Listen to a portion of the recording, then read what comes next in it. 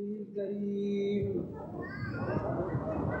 أما بعد أعوذ بالله من الشيطان الرجيم بسم الله الرحمن الرحيم يا أيها الذين آمنوا أنفسكم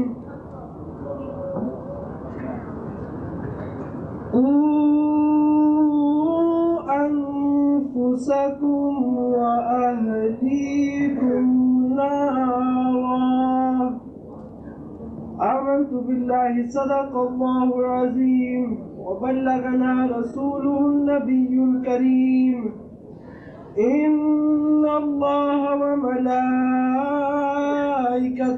يصلون على النبي يا أيها الذين آمنوا صلوا عليه وسلموا تسليما اللهم صل على سيدنا محمد.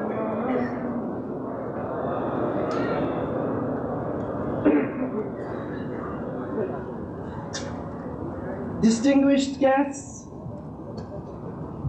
Ahle Sunnat, Hazrat Allama Shah Maulana Siddiqi, Madrasillah Ulani, my distinguished father, Pir Tariqat, Rahbar Shariat, Hazrat Allama Pir Muhammad Abdul Wahab Siddiqi, my distinguished uncle, Munazir Islam, Hazrat Allama Abdul Tawab Siddiqi, and other distinguished guests and the audience, Assalamu alaikum wa rahmatullahi wa barakatuh.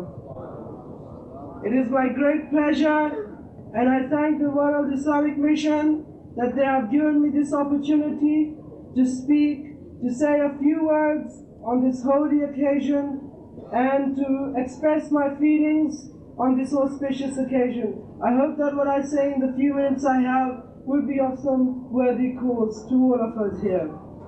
Honorable audience, we have heard today, we have seen today great, distinguished, well-known scholars who have come to you and given to you a message of guidance, a message of showing Islam as the true religion, a message which brings guidance, light, etc., to mankind. They have shown you a system, they have illustrated for you a system of total guidance, of total understanding of Islam. So, honorable audience, what they mean to say is that the World Islamic Mission's objective is to get you onto the right path, to show you the right path, to make sure that you understand the right path, and to show you how you can deal with Christian people in this modern society. That was the first objective of this conference today. If I'm wrong, I may be corrected. Second objective was, as Honorable Dr. Frida said, to establish a women's World Islamic Mission. I agree with that, and I support that, because a woman, she is the nourisher, she is the person who controls over her children. You know that it is a belief of some historians, and it is a belief of some sociologists, it is a belief of some theologians, that a child, he always follows the religion of his mother. So if your wife, if your mothers, those children who are sitting here, if they do not know the proper essential elements of Islam, the basic principles of Islam, then I think that they cannot give your children the right environment, the green shed. It is there so that the seed can gain the right environment. But honorable audience, if your wives, if your sisters, my mothers, if they do not know the basic principles of Islam, the necessities which are needed to teach the children, if they do not know that, if they do not understand that, if they do not know how to teach that, then it is my belief that they cannot teach their children, and it is also my belief that they are not following the true path which Hazrat Aisha Siddiqa said them, which Fatima Zahra said them, etc. objective of this conference, but I come with you with a third objective, and that objective cannot be deleted, and that objective cannot be stopped, because the third and the most important objective of this conference is to save the young generation which exists in our modern society.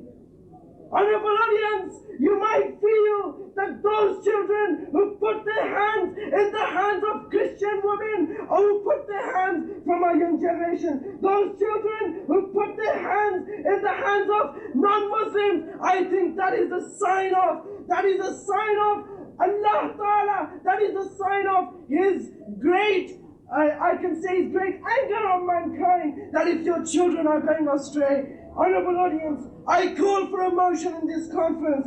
I ask kindly Ahle Sunnat to support me, for with this support, this motion can go through. I ask for a youth World Islamic Mission movement.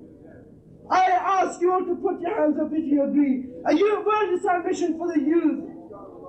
But, honorable audience, with that, I do not ask for committees to be set up. For committees, just our committees, they do not do constructive work. They do not work in the European legal framework. But what I am asking for is for a world Islamic youth movement who can do constructive and objective work, not to form committees. Forget about it. Forget about what the objectives are, just to see who's the president, who's the vice president, who holds all the honors, and the rest of them just sit down. No, I call on this conference today for some constructive work among the young generation, and I congratulate Ramzan Hayat Muhammad, because many years ago, when I came and saw him, he was a teenager, he was young, able to go the wrong way, but this formation of a mosque, of a great mosque in Amsterdam, the heart of Holland, was his dream. And the youngsters, they want to go to clubs,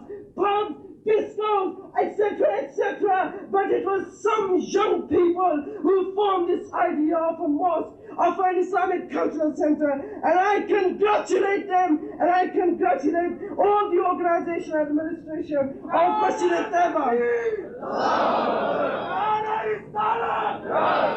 I congratulate them that they have done a well-honored work, and on the day of judgment, we all will be evidence on that day that these people did a good job. And I swear to it that it is our duty today that we must follow that same constructive object, not to see who is the president, who is the vice president, who is the secretary, but these are just unordinary things. But we should look towards how we can do constructive work, how we can show to the modern society, for it is the belief of many professors that Islam is not portrayed in its right form in modern society. Islam is misportrayed in European society. If we train our young, if we train our youth, if we train our teenagers, we can rectify this situation. And once we have rectified this situation, we will prove to the people, we will prove to mankind that from Europe,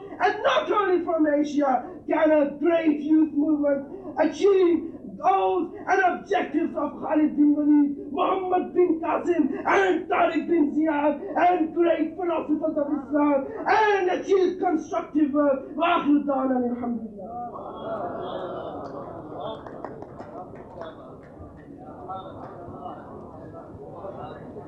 एक बहुत ही तामीरी तकरीर आपने समाअत फरमाई।